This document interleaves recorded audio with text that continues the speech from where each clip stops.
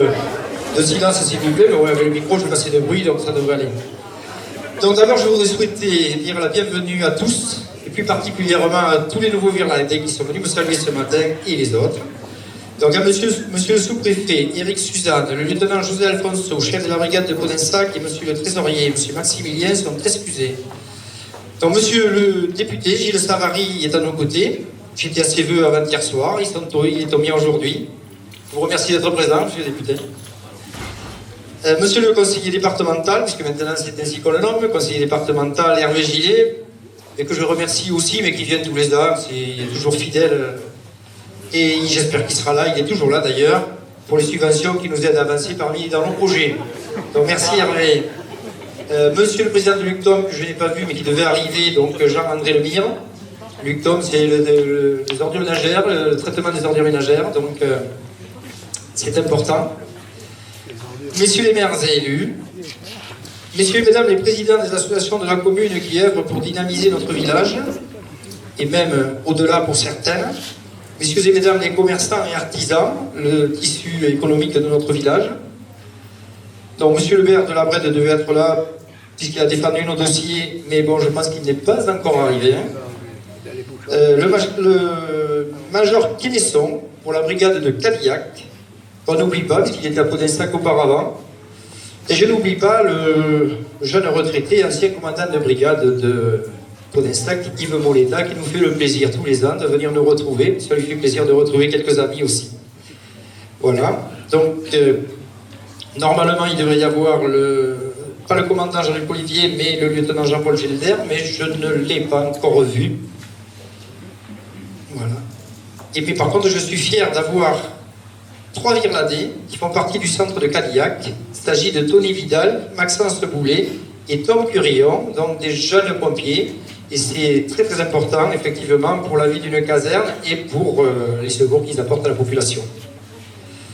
Donc les sections, je voudrais aussi parler des sections locales, départementales et nationales d'anciens combattants, qui sont aussi très bien représentées par André Palarbello, président des, j'ai toujours des difficultés, ACPG, CATM du canton. Il y a des choses qui se rajoutent, mais je ne les ai pas mises. Bernard Charbonnier pour la section de Virlade, qui est aussi porte-drapeau, puis l'adjoint de mon père et le mien pendant plusieurs mandats. Et lui, il a prévu la relève. Son petit-neveu Axel est un très jeune porte-drapeau. Merci Bernard. Je voudrais saluer aussi la présence de... Alors il n'y a qu'une personne, parce qu'il est excusé, j'avais marqué de 2 personnes que mon père a bien connues, puisqu'il a fait partie des leurs, et qui me font l'extrême honneur d'assister au vote de notre petite commune. Je connais l'engagement dont ils ont fait preuve durant leur longue carrière militaire et ensuite dans leurs associations, sans relâche, au service du monde combattant et du devoir de mémoire. Donc ils sont pour moi indissociables, c'est pour ça que je vais citer les deux. Le premier que je vais citer est excusé depuis hier soir parce qu'il a eu un problème familial. Donc il s'agit du colonel Marcel Massetti, président de la Fédération régionale du Sud-Ouest des camarades de combat, et du commandant Daniel Gire, président de l'Association nationale des croix de guerre et valeurs militaires, section des Graves, pour qui j'ai énormément d'admiration. Ils m'ont fait le plaisir de me nommer président d'honneur. C'est pour ça que j'ai le petit pins à ma boutonnière. Merci d'avoir répondu à mon amicale invitation. Vous savez à quel point je partage vos valeurs. Donc pour la paroisse, le père Robert de Lucie, qui anime un petit peu notre église, Madame Cruz, qui fleurit et s'occupe de l'église. C'est grâce à elle, d'ailleurs, si elle est ouverte tous les jours. Il n'y a plus beaucoup d'églises qui sont ouvertes tous les jours, mais celle de Virlade-Lay. Mesdames et messieurs les enseignants, avec depuis la rentrée une jeune et dynamique directrice, Madame Vanessa Roque, qui n'est pas loin, et avec donc toutes ses collègues, il y a Odile Perrochon, Florence Cirelli, Laetitia Blancard, Anaïs Pension et Pierre Schenck. Je ne l'ai pas oublié. Merci. Je remercie tout le personnel communal, Maryse, Christine, Jacqueline, Béatrice, Nathalie, Samira, Nadia, Stéphanie et Farial, pour leurs compétences, leur implication sans faille dans la vie de la commune, leur capacité d'adaptation, car aujourd'hui, pour être employé communal, il faut être polyvalent. Ce n'est plus seulement du ménage, assurer la cantine ou la garderie, c'est aussi s'investir dans de nouvelles fonctions telles que les TAP, temps d'activités périscolaires, pour faire découvrir aux enfants toutes sortes d'activités. Pour les TAP, il a fallu beaucoup s'investir, innover, créer, et toutes sans exception ont réussi brillamment ce challenge. Les enfants y sont heureux, le niveau de participation en fait foi. Il faut bien dire que l'organisation sur une seule après-midi a rendu possible ce résultat. Les communes qui font 4 fois 3 quarts d'heure font uniquement de la garderie et nous entraînerait des coûts bien supérieurs à ceux d'aujourd'hui. Il y a même des communes qui le faisaient, qui sont passées à 2 jours par semaine au lieu de 4. Ghislain et Michou savent tout faire. C'est les cantonniers, même la brigade des feuilles. Je les ai vus l'autre jour, ils étaient avec leur tenue jaune brillante, là, en train de ramasser les feuilles. Bon, ils savent surtout aussi faire l'entretien des bâtiments, des espaces verts, la plomberie, la voirie, les aménagements dans l'école, aider les associations pour monter les salles, etc., etc. En fait, ils n'arrêtent pas, ils sont performants. Voilà, peut-être quelquefois, lorsqu'ils tondent, ils touchent parfois un peu des clôtures, ce qui génère des problèmes. Malheureusement, pour y remédier, nous avons appliqué, je vous l'annonce, le code des collectivités, donc à compter du 1er janvier, ils ne tondront plus les trottoirs. Chacun devra faire son devant de porte. Beaucoup déjà le font, et je les en remercie. Autant de temps de gagner pour entretenir tout le reste. Le 31 décembre, Gérard nous a quittés pour une bonne retraite, il est présent aujourd'hui. Il a pu finir sa carrière à Virlade, et je suis très heureux d'avoir pu assurer cette continuité. Maintenant, je vais être un peu désagréable, je vais parler des sujets qui m'ont fâché, alors c'est peut-être personnel. Le nouveau territoire de la communauté de communes comprend maintenant les Coteaux de Garonne, une partie de la CDC et du Vallon de l'Artolie. Alors c'est un peu compliqué à expliquer, mais je vais être bref et concis. Lors de la création des communautés de communes, le canton de Cadillac avait explosé en 2 communautés de communes, les Coteaux de Garonne et le Vallon de l'Artolie. Le regroupement des 3 communautés de communes a provoqué un nouveau cataclysme au sein de la CDC du Vallon de l'Artolie, où seulement 3 communes nous rejoignent. Je suis un petit peu sceptique quant à l'esprit communautaire. Le conseil municipal de Virlade était opposé à ce regroupement avec quelques autres communes.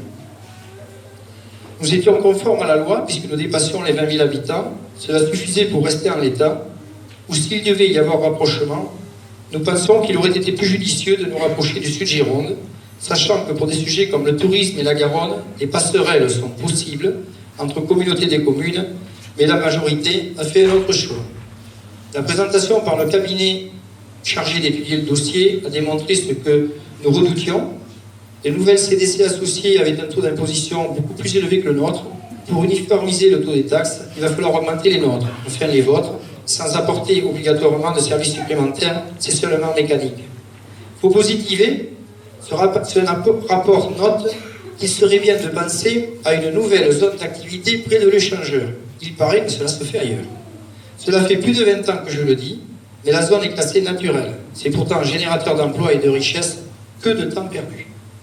Un autre sujet qui est important, celui de l'assainissement.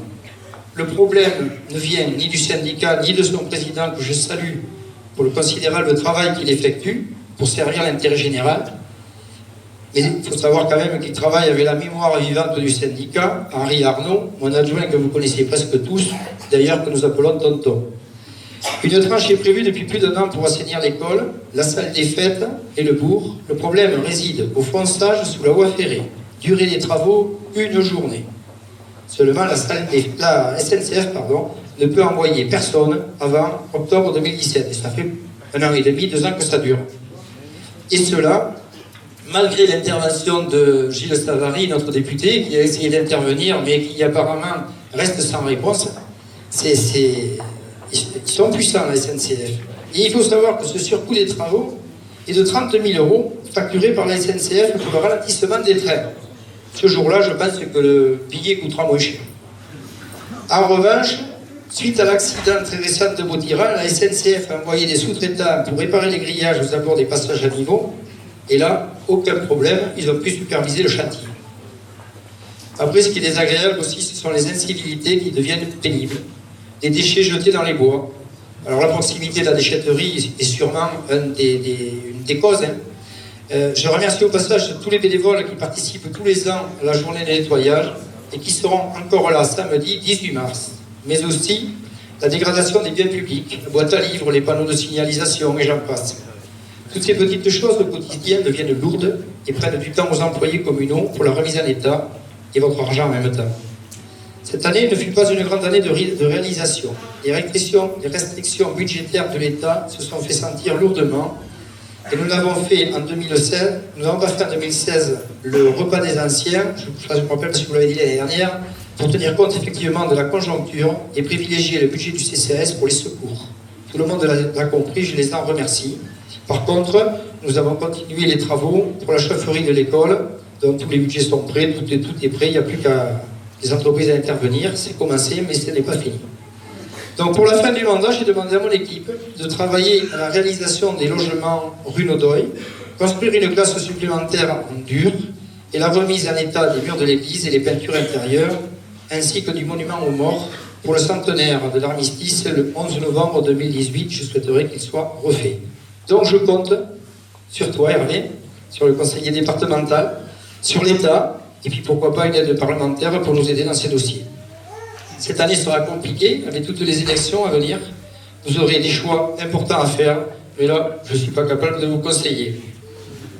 Cette année, le fait marquant est la refonte du site de la commune.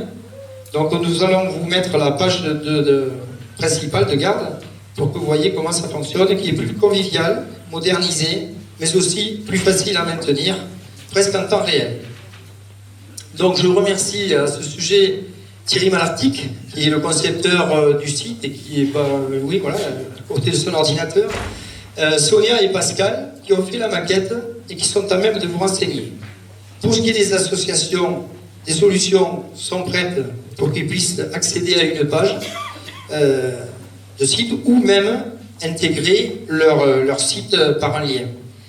Voilà. Donc je les remercie pour ce travail efficace qu'ils ont fait.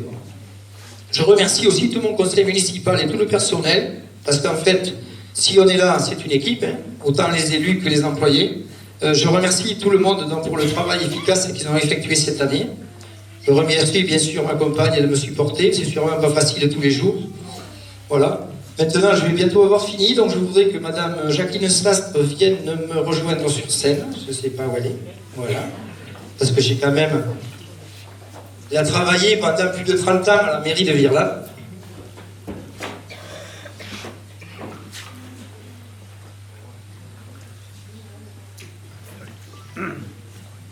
Tout le monde la connaît, donc elle a débuté sa carrière toute jeune. Elle a fait du ménage en remplacement. Et puis après, elle a fait de la cantine.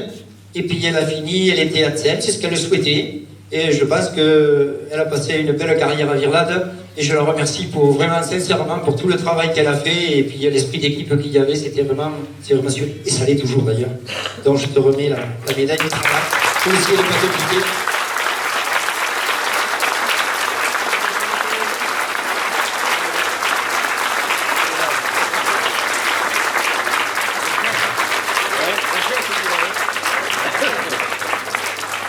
Merci pour cette ovation, elle le mérite bien.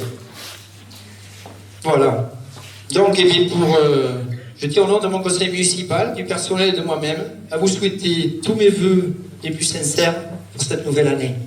Bonne année à tous.